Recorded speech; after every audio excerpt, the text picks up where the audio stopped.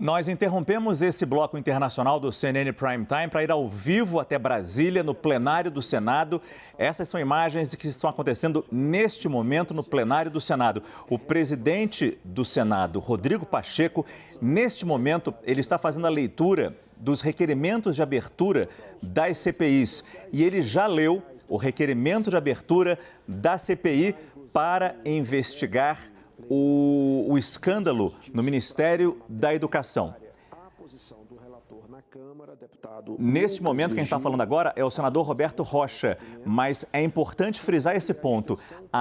O requerimento de abertura da CPI do MEC já foi lido pelo presidente do Senado, Rodrigo Pacheco. Resta saber agora se a instalação da CPI, como disse Rodrigo Pacheco esta semana, será feita apenas depois das eleições. O Gustavo Uribe está lá no nosso estúdio em Brasília acompanhando essas imagens. Uribe, o que você pode nos adiantar? Feita a leitura, realmente a CPI do MEC fica só para depois das eleições? Feita a leitura, Márcio, a instalação da CPI do MEC. A questão é que abre-se agora o prazo para indicação pelas lideranças partidárias daqueles que serão tanto membros efetivos como suplentes da CPI. E não há no regimento interno do Senado um prazo definido. É por isso que houve um consenso entre as lideranças partidárias de não indicar agora e indicar apenas após o processo eleitoral.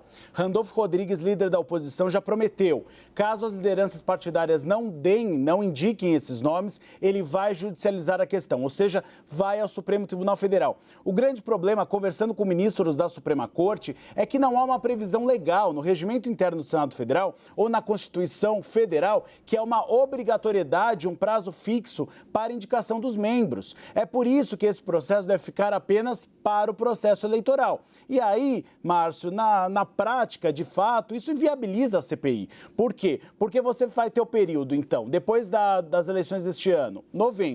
Dezembro, você já tem no final do ano os parlamentares voltando a seus redutos eleitorais. Janeiro também é muito difícil que haja sessão parlamentar. E fevereiro já muda a legislatura. Quando muda a legislatura, as CPIs anteriores da legislatura passada já não funcionam mais. Então seria uma CPI que duraria 1 mês e meio. Impossível apurar o nível de complexidade das investigações do Ministério da Educação em 1 mês e meio. Então a tendência é que realmente jogaram água nesse chope e que essa CPI realmente não deve funcionar.